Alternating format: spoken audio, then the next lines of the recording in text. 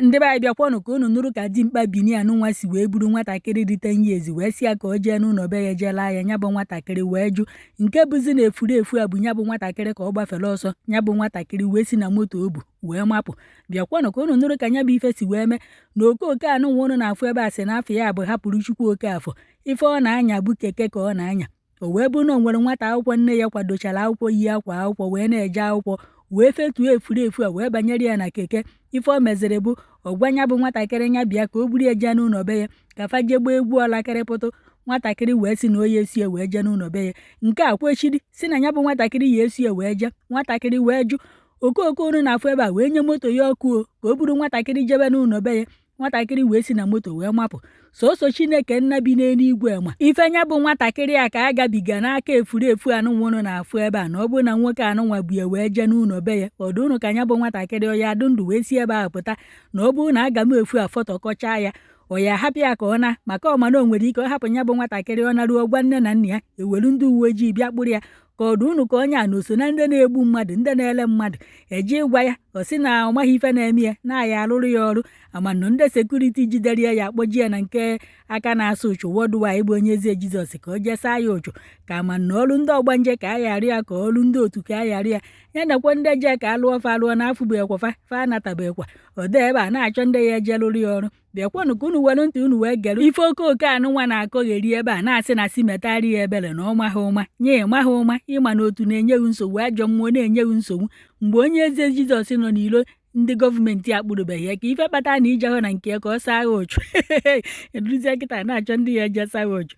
Gọvanọ Soludo ịnụgonu nọọsụ unu ji asa ya ụchụ n'otu na-enye ya nsogbu. Akwụkwọ Chineke zọpụtara nwatakịrị a n'aka okoke anụnwa wee na-ekene nne na nna mụrụ nwatakịrị a na fazụ siri ike nyekwana ya ndụmọdụ maka na ọ bụ na ya bụ nwatakịrị echebeghị echiche ka o si na ya bụ moto ma akwọm ife a ka ada akọ kịta o nwekwara ike ọbọdụ ife a na-akọ ebe a ka a ya da akọ nne na nna nwatakịrị a na-achọgheri ya si na ọ kwadola akwụkwọ n'afọ ọzịa ma ọ nọ na akwụkwọ n'afọ ọzịa anyị ama na okoke anụnwa bụ ife tọje ya bụ nwatakịrị ma ọ bụ ike ọ fọtọkọsizie ya nwatakịrị na-alụ obefa anyị ama nke aga m efu anyụ kere ya n'ahụ eburu nwatakịrị mmadụ jewe ụlọ ọgwụ.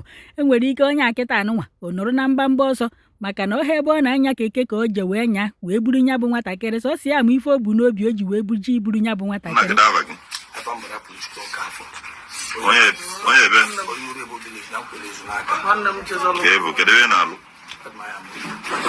Moto nya driver ke gedi route ina ba tere Nkwelle Onitsha ke na ba yes kedu ebutezile gị na route Aguleri yesterday when ndị mbudaka ndị mbu from Territory Junction mbudaka Aguleri so bro ya bana na chewu pataklia gen to chegodulu or the legal era route ina baba another route or the illegal yes sir kedu iji we mezi ba the illegal or due to purposes well sir ki you have that route ina baba another route yes sir now kedu iji kolongi na nwata kele si na moto gị mapụ ori chikolu muna na bana aptan fia sia kele bona ko si no na school we si okay ke school lo ba fa school we si okay we aba ka ndida ya so along the line ka ina gas so mo we si akele mo no ge sundu elu ya so na wa no nya we si mo mba so mo we ya mo ma ebe kedebe de fo nwata kala namba la tuza Aguleri sa jaba na lokasi mekani hima be before mabro mo onya wa kwụsịrị gị wee ba break nya wa kwụsịrị n'oge kwụsịrị onwe gị bulie oyi ebe akwụkwọ no yiro akwa green ọba n'iru moto ka ọ na-azụ mgbe ọba na-azụ moto kedu communication gị na ya nwere communication mo nya na abụ nwere na asị na oge so dị nwere kata ya ya wasị mo mana ịma na aba akwụkwọ oyi ama na life akwụkwọ oyi daji kedu ma gị chọọ idule ejebe ya ọ ka ngwe la ya dị iwere anya dị na nwata akwụkwọ nwatakịrị ahụ kedarụ n'ọnụ dị ka ọ dị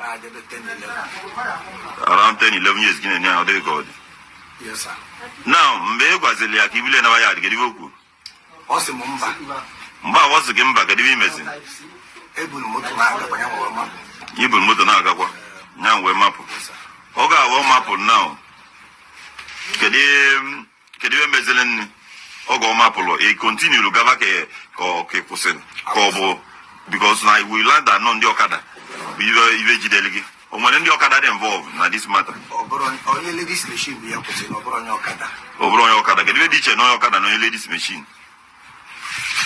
Onye ladies machine dị ọkụ. Get ready to know card and ladies. Okay, ladies machine on never. Ofu the guy oke obu mmadụ n'azụ. Obu mmadụ oyi polo na chakapolo ndị ahụ. But I learned about more than 2. Obrigado before. Ofu amazi ekwe nke yi red this one. Mmadụ on ne dey ba. Mmadụ total bụ mmadụ ịtọ. Mmadụ ịtọ. Then mmadụ ịtọ ahụ now buzili ejebeze ụlọ ọgwụ abi. Waiting game one. Yes sir. Webze wajebeze ụlọ ọgwụ. Yes sir. Okay, you have email now. Or the man or the game man. Very bad. Or very bad. Very bad. Mad men one go take him. On the game.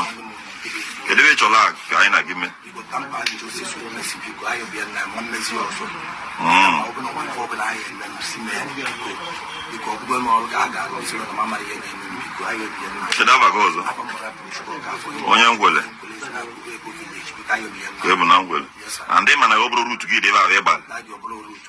We want to go on we bulie be between 10 to 11 years. In a near node. Or them.